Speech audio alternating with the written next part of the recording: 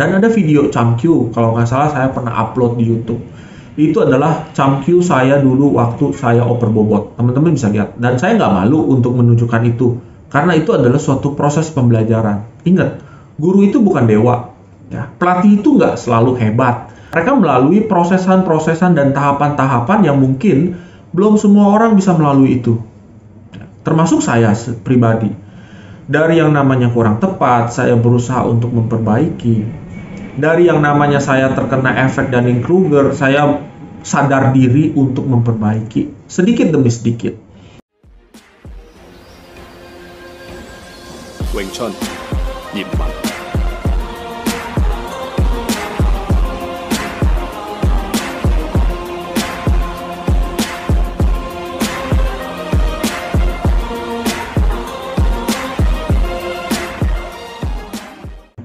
Yang terakhir yaitu dimana di sini kondisinya adalah antara, sebenarnya ini kondisinya kalau menurut saya ini tengah-tengah ya, kadar confidence-nya segitu sebanding dengan kadar kompetennya. Jadi saat confidence dan kompetensinya itu balance, dia akan mencapai namanya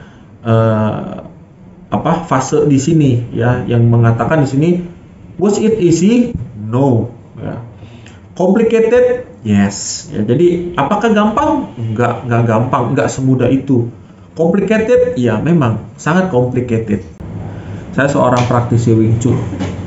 Saya bilang, saya misalkan ditanya, sebenarnya latihan Wing Chun itu gampang nggak sih? Ya gampang-gampang susah. Ya kan? Latihan Wing Chun itu gampang-gampang susah.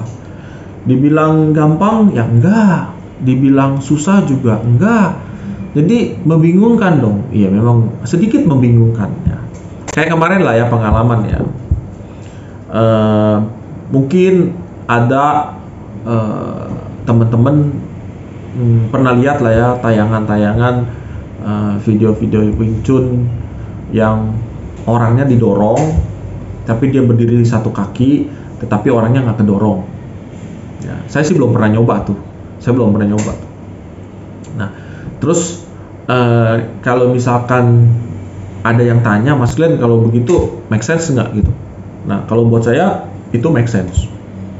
Mungkin beliau pernah mengalami pelatihan seperti itu dan beliau berusaha untuk membagi ke teman-teman bahwa kalau kita memahami sesuatu dengan konsep yang benar, dalam hal misalkan konteksnya adalah keseimbangan pada saat memasang kuda-kuda Wing Chun sesuai dengan konteksnya, mungkin posisi tersebut akan bisa dicapai. Tetapi jangan ditanya, itu emang bisa dipakai di jalan? Itu pertanyaan yang nggak apple to apple, ya kan? Karena konteksnya itu bukan untuk di jalan, itu adalah gimana cara kita mengaktifkan apa yang kita pahami tentang teori dari suatu konsep di dalam bela diri Wing Chun yang diterapkan ke bentuk seperti itu. Ya. Nah, kalau orang udah bisa ngerti ke sana, ya pasti dengan mudah akan ngomong seperti itu. Tetapi pada saat orang tidak mencapai ke sana, orang akan bilang nggak mungkin, impossible. Ya kan? Nah, itu yang di awal tadi ya, saya sebutkan bahwa pada saat kita melihat suatu tayangan video, tolong jangan dilihat itu saja. Apalagi kalau di sana tidak ada penjelasan apa-apa. Ada penjelasan saja sudah salah paham, apalagi tidak ada penjelasan, otomatis kita harus mencari tahu. Ya. Sama seperti konten saya yang live streaming tentang anak kecil dengan handphone. Nah, kita yang dewasa tentunya harus bisa lebih pinter dari anak kecil dalam hal memilah mana video-video, mana konten-konten yang kira-kira memang bermutu, ya kan? Kalau tidak bermutu ya skip aja. Kalau misalkan ini ada suatu sharing, suatu penjelasan tentang suatu hal yang menurut kita, gua nggak tertarik, ya udah skip aja. Dan tidak perlu memberikan komentar negatif di sana. Kecuali kalau teman-teman mau bantu untuk meng-up video tersebut, misalkan dengan komentar-komentar yang sedikit nyeleneh, tetapi sebenarnya tujuannya adalah baik. Tujuannya adalah untuk mengingatkan kemana maksud yang kita ingin sampaikan di dalam komentar tersebut. Ya, itu mungkin lebih bermanfaat, ya kan? Ketimbang kita langsung menjudge negatif akan suatu konten, ya, akan suatu edukasi dari suatu keilmuan. Ya. Apa yang saya alami sampai dengan detik ini itu adalah proses yang saya lalui dari tahun 2010 pada saat saya join dengan Wing Chun Harmony Indonesia. Mungkin beberapa orang yang saat pertama kali lihat di video saya di TikTok saya mungkin menganggap bahwa saya itu cuman asal cuap-cuap aja, ya kan? Nggak punya dasar bisa ngomong seperti itu, bisa mempraktekkan seperti itu yang nggak ada kegunaannya sama sekali. Mungkin ada sebagian orang seperti itu, dan saya yakin itu pasti ada. Untuk mencapai titik fase tersebut, itulah tidaklah mudah. Kita menumbuhkan kepercayaan dengan keahlian yang kita punya, kemudian sama-sama seimbang. Itu adalah tidak semudah yang kalian bayangkan. Ya, kita melalui proses. Nah, proses itu yang menjadikan saya seperti ini. Proses itu yang menjadikan kalian seperti itu, ya kan? Proses itu yang menjadikan beliau seperti itu dan lain sebagainya. Ya. Kenapa saya harus mengangkat efek dari Dunning-Kruger ini kepada teman-teman? Karena kita belajar bela diri itu bukan hanya sekedar mengembangkan skill, tetapi kita coba untuk mengembangkan mental yang kita punya. Ya, tentunya mental seorang praktisi bela diri yang sudah menggeluti bela diri tentunya akan berbeda dengan mental mereka-mereka yang belum pernah mengenal bela diri sebelumnya. Mental di mana mereka-mereka hanya melihat keindahan dari suatu bela diri tersebut yang selalu dibanding-bandingkan bahwa bela diri ini bisa dipakai enggak ya di jalan, atau membandingkan bela diri tersebut istilahnya ya bela diri kayak begini mah di ring MMA aja bisa kalah, ya bela diri kayak begini mah masuk ke oktagon aja dipukul sekali langsung jatuh dan lain sebagainya. Nah, hal-hal ini yang harus dipahami. Kenapa konteksnya mereka itu bisa kalah? Seperti yang tadi saya sebutkan, kekalahan itu balik lagi bukan ke bela dirinya tetapi ke individualnya. Bagaimana dia bereaksi di suatu situasi. Kalau misalkan dia tidak terbiasa dengan situasi tersebut, ya tentunya dia akan kalah di medan itu. Ya, sama seperti istilah bilang, lebih baik kita menjadi seorang tentara di suatu kebun ketimbang kita menjadi pekebun di medan perang. Inilah efek Dunning-Kruger yang sering terjadi di dunia bela diri, dan itu juga saya alami. Ya, saya sering di komentar seperti ini, saya sering di komentar seperti itu. Kadang saya mau meluruskan juga percuma, karena kalau misalkan tidak sepaham, apa yang mau dikasih pun ya pasti nggak akan masuk juga gitu loh, pasti akan mental dan mentok gitu. Nah, dari apa yang saya jelaskan di depan, ya, saya bisa menarik beberapa kesimpulan, ciri-ciri seorang yang kena efek Dunning-Kruger itu seperti apa. Nah, pertama, ya, dia terlalu overconfidence. Dia terlalu over percaya diri. Teman-teman percaya diri boleh nggak sih? Boleh. Saya percaya diri dengan keilmuan saya. Saya bisa mempertanggungjawabkan keilmuan saya. Boleh, sah-sah aja. Ya, misalkan asisten saya yang selama ini tidak pede dengan ilmunya, cobalah tumbuhkan kepercayaan diri kalian untuk bisa membuka kelas. Belajarlah ngelatih satu orang, ya, sambil memupuk confidence. Mungkin teman-teman berada pada fase kedua, ya kan? Tidak semudah apa yang saya bayangkan, ya kan? Atau mungkin berada dalam fase ketiga, ya, dimana saya sudah mencoba tapi saya kurang mengerti dalam hal ini gitu, atau saya nggak akan pernah ngerti gimana caranya melatih dan lain sebagainya. Ya. Kenapa? Karena kita belum terjun ke sana gitu, kita belum nyoba. Ya. Kita nggak bisa ngomong bahwa gula itu manis kalau kita tidak pernah mencicipi bahwa gula itu memang benar-benar manis gitu. Nah, itu overconfidence. Jadi kalau orang yang terlalu percaya diri, ya berarti dia udah kena efek Dunning-Kruger nih gitu kan. Tentunya dalam hal apapun ya. Jadi nggak cuman di dunia bela diri Wing Chun aja, tapi di tempat-tempat lain pun kalau misalkan teman-teman berhadapan sama orang yang seperti itu, berarti oh ini kena efek Dunning-Kruger.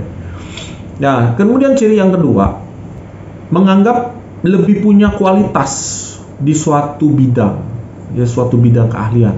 Gue punya kualitas hebat dalam bidang keahlian. Contoh, misalkan ilmu Wing Chun saya yang paling original di antara semua perguruan Wing Chun, ya kan? Karena line edge saya jelas, ya kan? Otomatis keilmuan saya pun jelas. Nah, ini juga kena efek Dunning-Kruger.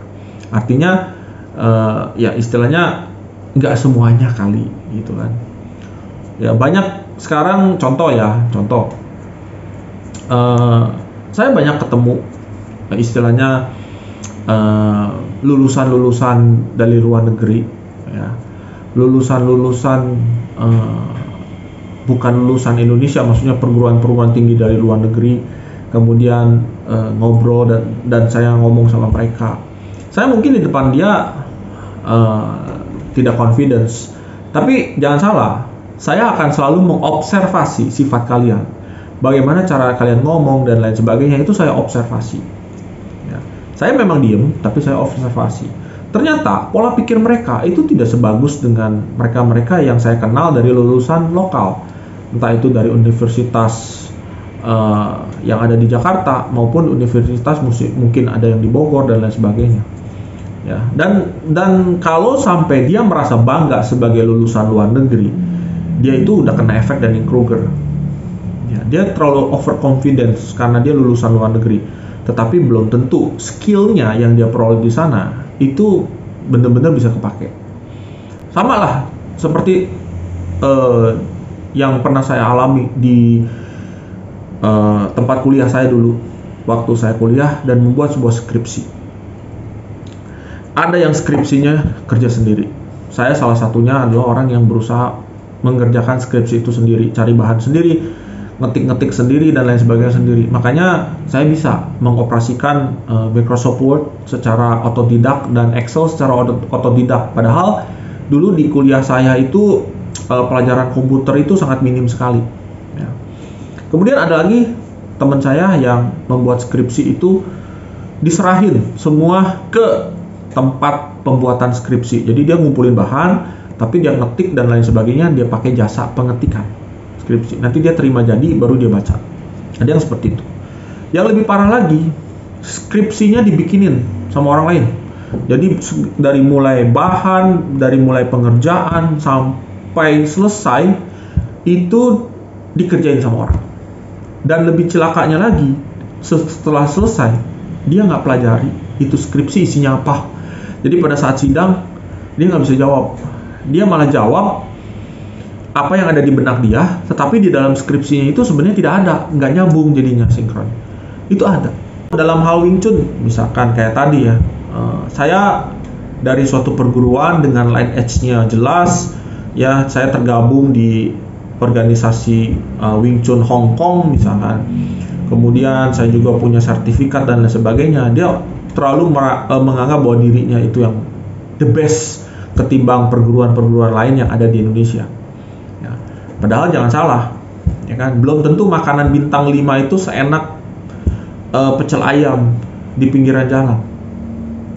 Ciri ketiga, bisa mengakui kehebatan orang lain. Jadi misalkan kayak, wah ini orang hebat ya, tetapi hebatnya tuh dia mah pasti ada inilah, ada itulah, ada inilah, ada itulah. Nah, jadi selalu mencari segi negatif dari orang. Ya sama seperti tayangan yang remaja nari salsa itu. Ya, pas saya lihat videonya pertama kali, saya scroll di TikTok, saya bilang, keren, hebat, saya aja nggak bisa nari kayak begini. Udah tuh lewat, ternyata besokannya muncul isu-isu bahwa dihubung-hubungkan dengan agama lah, dihubung-hubungkan dengan segala macem lah. Padahal itu adalah suatu aktivitas di sekolahan dan mereka baru menang lomba dan mereka disuruh menunjukkan ke depan teman-temannya dengan tujuan itu sebagai lah teman-temanmu bisa seperti ini gitu kan, yuk ikuti jejaknya mereka, ini positif loh gitu. Tapi kenapa dicap oleh netizen plus 26 itu dengan hal-hal yang negatif sekali? Aduh, saya sampai miris ngelihat berita itu kan. Saya bilang, ya sampai sebegitunya lah kah orang melihat suatu potensi. Makanya jangan salah kalau ada anak-anak yang dihargai sama Google dan dipekerjakan di perusahaannya, ketimbang memperkerjakan netizen plus 26 yang kerjaannya cuma ngedumel dan memberikan komen negatif tanpa bisa memberikan sumbangsi positif. Ya, itu ciri yang ketiga. Yang keempat, ya, tidak bisa mengenali kekurangannya sendiri. Contoh ya, saya banyak kurangnya, makanya sampai saat ini saya tidak pernah mau dipanggil Sifu. Lebih baik panggil Ko Glenn aja, lebih baik panggil Mas Glenn aja, karena Sifu itu berat. Dan kita, kalau misalkan saya sampai dipanggil Sifu pun, saya akan selalu berusaha merendah. Dulu saya waktu memegang kelas di Rawamangun, saya kan tetap latihan juga sama si Kung James. Waktu saya datang ke perguruannya beliau, saya nggak menganggap bahwa diri ini udah, saya nggak merasa bahwa saya ini sudah pelatih loh. Lu semua harus menghormatin gua loh karena gua harus latih, gua sebagai pelatih. Enggak. Saya datang ke sana sebagai seorang siswa di hadapan si Kung James. Tidak ada saya merasa bahwa saya ini sudah melatih di Rawamangun, enggak. Saya tetap low profile. Saya tetap seolah-olah bahwa saya masih harus banyak belajar. Harus banyak ilmu yang harus saya terima dari Wing Chun. Dan itu belum cukup. Sampai detik ini pun saya belum cukup. Ya. Kalaupun saya berusaha untuk meluruskan di konten-konten saya tentang suatu materi, ya. Dan saya sih berharap materi-materi ini dilihat juga oleh praktisi-praktisi lain dan dibedah kebenarannya. Kalau misalkan memang apa yang saya sampaikan itu benar, yuk kita perbaiki. Tapi kalau nggak benar, ya sudah, nggak apa-apa. Yang penting ini adalah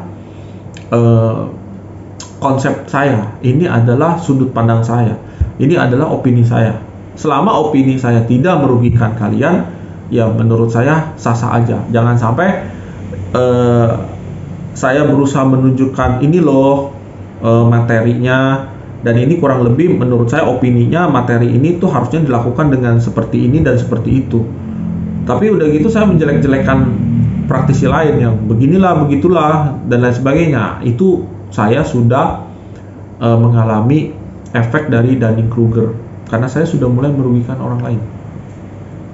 Ya, dan menganggap bahwa saya nggak merasa kurang, saya merasa lebih. Padahal di sana kebalikan. Dengan saya berbagi sharing, sebenarnya saya ingin tanya nih, ini materi yang saya sharing ini pada dasarnya itu adalah opini saya.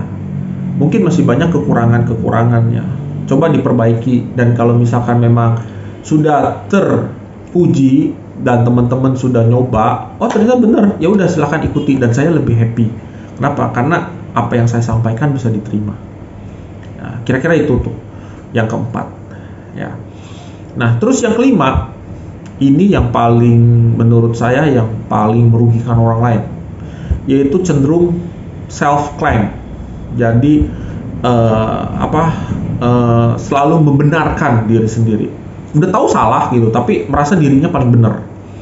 Nah, ini juga pernah saya alami.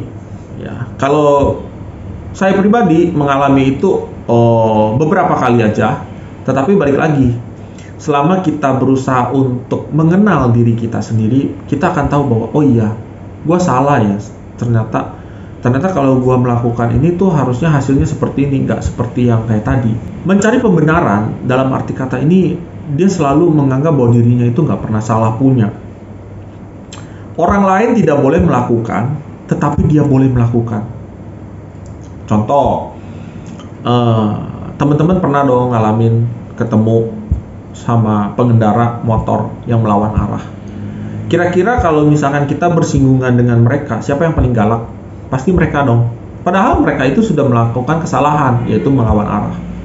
Sudah melawan arah, tidak memakai helm, ya kan? Kemudian lebih celakanya lagi kalau misalkan ditanya sudah punya SIM belum? Ternyata belum punya SIM. Tetapi mereka yang paling galak. Nah, itu biasanya kena efek Dunning-Kruger. Mereka merasa bahwa dirinya yang paling benar.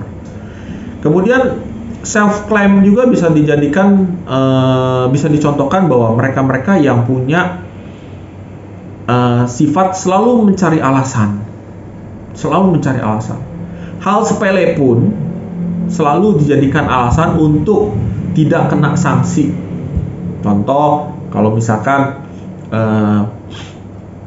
kita kena tilang, udah tahu nih STNK-nya ketinggalan, tapi kita ngotot nggak mau ditilang karena STNK nggak dibawa atau ketinggalan. Selalu bilang bahwa saya kan punya STNK Pak, ngapain ditilang? Iya, Anda memang punya STNK, tapi pada saat Anda bawa motor saat ini STNK itu tidak dibawa. Jadi bisa dianggap bahwa STNK ini bodong. Maksud motornya bodong, tidak punya STNK. Kadang kan seperti itu ya, ada orang. Ya kadang bukan ada orang ya, kadang saya sering melihat video-video tentang kejadian-kejadian penilangan di jalan itu seperti apa. Ini dengan konteks di luar dari aparat nakal ya. Saya camkan ya. Ini di luar dari konteks aparatnya yang nakal, tetapi kita lihat dari pelanggarannya. Banyak orang-orang ngotot punya STNK tetapi tidak dibawa. Itu kan mencari alasan. Alasan dimana gue nggak mau ditilang karena gue punya STNK. Nah cuman kesalahannya adalah ya lu harus sadar diri dong karena STNK-nya nggak dibawa, gitu kan. Terus ada juga orang yang misalkan dia membuat aturan ya terhadap orang lain. Misalkan, oke, kalau dalam melakukan proses ini kalian harus melakukan tahapan 1, 2, 3, 4, dan 5 supaya nanti barang yang kalian proses, barang yang kalian pack itu tidak dikomplain sama orang. Oke, orang lain akan ikutin dong apa yang disarankan kan. Nah, tetapi saat orang lain melakukan, dia pengen orang lain itu melakukan apa yang dia inginkan, apa yang dia berikan, yaitu dia memberikan aturan supaya orang menjalani. Tetapi saat dia menjalani hal yang sama, dia tidak ngikut aturan 1, 2, 3, 4, 5. Kadang dia membuat aturan sendiri, yaitu 7, 8, 9, 10. Dengan sistem dia sendiri, dia buat, ya dia jalanin. Nanti pada saat ada komplain atas barang tersebut, tentunya memang dia nggak akan nyalahin orang, tetapi dia akan diam. Diam dan tidak introspeksi, diam dan tidak memperbaiki kesalahan tersebut. Kenapa? Karena suatu ketika pada saat dia ngerjain lagi, dia akan melakukan lagi hal yang sama, yaitu dengan melakukan 7, 8, 9, 10. Padahal, kalau orangnya salah, orang lain salah, dia pasti akan nyalahin, kenapa lu nggak ngikutin aturan gua 1, 2, 3, 4, 5? Kenapa lu harus skip nomor 3? Ada seperti itu, ada, dan saya pernah ketemu sama orangnya. Dan ya memang ketemu dengan orang-orang yang self-claim itu kadang gregetan. Kenapa? Ya karena istilahnya gini, ibarat kata dia mau nyubit kita dan dia bangga dengan kita karena kita kesakitan dicubit dia. Tetapi pada saat kita coba membalas mencubit dia, dia akan marah lebih hebat daripada kita. Itu adalah ciri dari Dunning-Kruger, dan menurut saya itu yang paling parah sih. Artinya ya lu mau orang lain ikut aturan tetapi lu sendiri tidak mau ikut aturan. Ya, dan lebih gila lagi itu adalah pada saat dia dikomplain dan dikritik, dia akan mencari pembenaran ke setiap orang supaya kritiknya itu bisa digugurkan. Ya kan? Bahkan dia bisa membuat suatu reka adegan, ya, reka adegan supaya dia nggak kena kritikan itu, biar orang-orang yang merasa mengkritik dia atau membenarkan kritikan itu menghapus kritikan tersebut. yang menghapus pembenaran kritikan tersebut dengan reka adegan yang dia buat. Ada orang kayak begitu, ada. Dan saya pernah ngalaminnya juga. Ya ketemu sama orang itu, dan bukan saya. Saya nggak pernah begitu-begitu amat. Kalau salah ya salah aja gitu.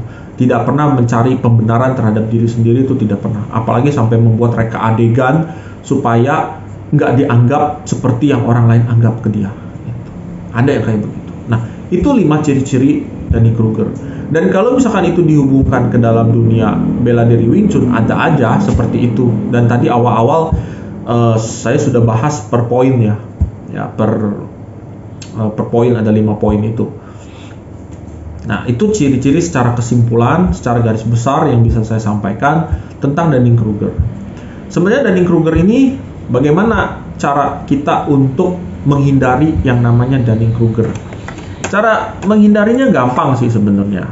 Pertama, kalau di dalam bela diri Wing Chun sendiri, saat kita mau menghindari yang namanya Dunning-Kruger terhadap bela diri yang kita sedang geluti, atau bagaimana cara kita memandang bela diri lain, kita harus terus belajar dan berlatih. Itu salah satunya ya. Kalau kita menganggap Wing Chun itu gampang, kita harus coba latihan Wing Chun seperti apa. Kalau misalkan kita pengen tahu Tan Sao itu yang benar seperti apa dan bisa dipakai di dunia, di jalan atau tidak, kalian yang harus mempelajarinya langsung. Karena kondisi seseorang itu, kondisi tiap orang itu akan berbeda-beda, ya kan? Saya bisa mengaplikasikan, belum tentu kalian bisa mengaplikasikan. Kalian bisa mengaplikasikan, belum tentu saya bisa mengaplikasikan. Jadi jalan satu-satunya menghindari yang namanya membenarkan diri sendiri, merasa diri sendiri yang paling hebat, yang paling punya banyak skill, silakanlah terus belajar dan berlatih. Ya, cari berbagai macam sumber untuk mendukung opini kalian. Ya, cari berbagai sumber, jangan cuma dari WhatsApp teman-teman, di mana teman-teman sudah bilang A, kita akan ikut A tanpa kita tahu dan tanpa kita pernah mencoba A itu seperti apa sih rasanya, gitu. Ya, itu juga sering kejadian kayak begitu. Nah, kemudian kedua, kita harus self introspection. Dengan kita berusaha melihat ke dalam diri sendiri, tanyakan ke dalam diri sendiri, apakah saya misalkan sudah benar-benar tahu? Kalau misalkan belum benar-benar tahu, ya sudah, don't talk too much, jangan ngomong terlalu banyak. Lakukan dan tunjukkan sama orang bahwa kalian itu mampu. Ya. Jangan gembar-gemborkan komunitas saya yang paling benar, ya kan? Komunitas yang lain tuh salah, keliru, sesat. Silakan tunjukkan bahwa komunitas kalian itu yang lebih benar, dengan ilmu-ilmu yang lebih benar, dan dengan ilmu-ilmu yang bisa diaplikasikan ke dunia nyata. Ya, bukan cuma bela diri doang, sama dengan hal yang lain. Kalau kalian tidak bisa merespek orang lain, tidak bisa menghargai orang lain, tidak bisa memberikan perhatian kepada orang lain, jangan pernah berharap bahwa orang lain akan memberikan perhatian ke kamu. Ya, ini juga kadang menjadi pembenaran terhadap diri sendiri, bahwa kita terkesan sudah perhatian banget sama orang, dan saat orang lain tidak menghargai kita, kita marah, kita nggak suka. Padahal selama ini mana perhatian yang lu kasih? Mana rasa penghargaan yang lu kasih? Nggak pernah ada. Tetapi dia benar-benar sangat mengharapkan para penghargaan dari orang lain, tetapi dia tidak pernah memberikan. Jadi bisa dibilang tidak memiliki empati sama orang lain, tetapi mau dihargain sama orang lain. Itu dia bisa dibilang nggak mau introspeksi terhadap dirinya sendiri. Gitu. Itu yang kedua ya. Jadi harus bisa bertanya kepada diri sendiri, apa kekurangan saya, apa kelebihan saya, apa yang udah saya perbuat itu sudah benar tidak dengan norma-norma di Indonesia, bukan di luar negeri ya. Apakah sudah sesuai dengan etika belum? Ya, sesuai dengan etika masyarakat atau belum? Karena kita hidup bermasyarakat, bukan hidup pribadi. Ya kan? Kita bukan hidup dengan komunitas sendiri, tetapi kita hidup dengan komunitas orang lain. Kalau orang lain komunitas itu bisa menghargai kita, kenapa kita tidak bisa balik ke menghargai komunitas mereka, nggak ada ruginya kok. Ya, kita nggak ada ruginya. Kita sama-sama tinggal di satu area, kita sama-sama tinggal di satu negeri. Kalau itu bisa terjadi, tidak ada Dunning-Kruger dan kita akan damai hidup itu.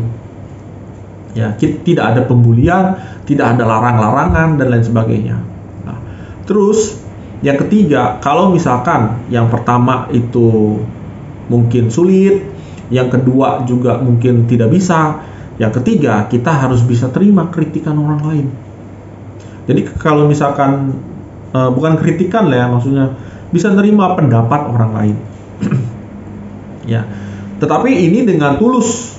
Jangan istilahnya cuma basa-basi doang. Basa-basi cuma untuk dianggap bahwa oh iya ya, saya itu orangnya suka terima pendapat orang lain. Padahal cuma untuk image doang. Dia nerima pendapat, padahal pendapatnya itu dibuang, nggak pernah dipakai. Nah, itu pun jangan. Tapi benar-benar ikhlas kita menerima pendapat orang lain, terus kita sesuaikan. Bener nggak nih pendapatnya? Ya kan? Apakah pendapat ini memang sesuai dengan diri kita, sesuai dengan etika kita, etika di mana tempat kita tinggal dan lain sebagainya. Cuma 3 ini doang syarat kita untuk bisa terbebas dari yang namanya efek Dunning-Kruger. Cuman teman-teman perlu ketahui juga bahwa efek Dunning-Kruger ini keluar masuk ya, nggak cuman istilahnya masuk sesaat selesai, enggak. Ini kadang keluar masuk. Namanya juga bias. Bias itu kan sesuatu yang istilahnya kalau misalkan ya kayak lilin lah ya, kayak lilin kan kadang-kadang gerak. Walaupun anginnya mungkin nggak ada, kita nggak merasakan ada angin, tapi api lilin itu akan bergerak kecil. Nah, itulah yang disebut dengan bias gitu. Jadi posisi di mana memang ada kelainan yang tiba-tiba muncul dan itu sudah bagian dari kehidupan kita.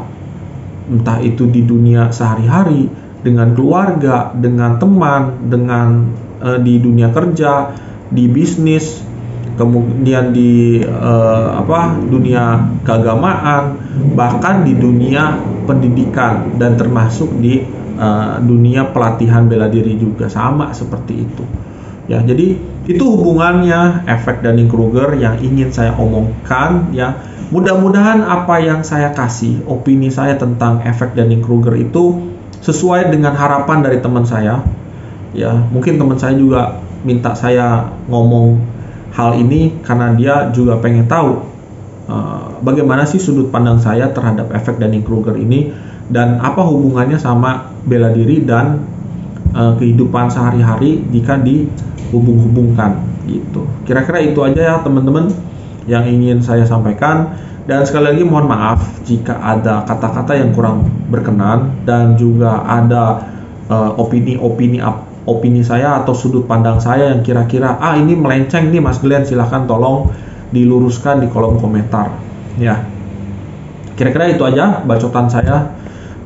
Semoga topik kali ini bisa bermanfaat untuk teman-teman semua ya. Salam dari saya, salam Wing Chun Harmoni Indonesia. Sampai ketemu lagi di video saya yang akan datang. Bye.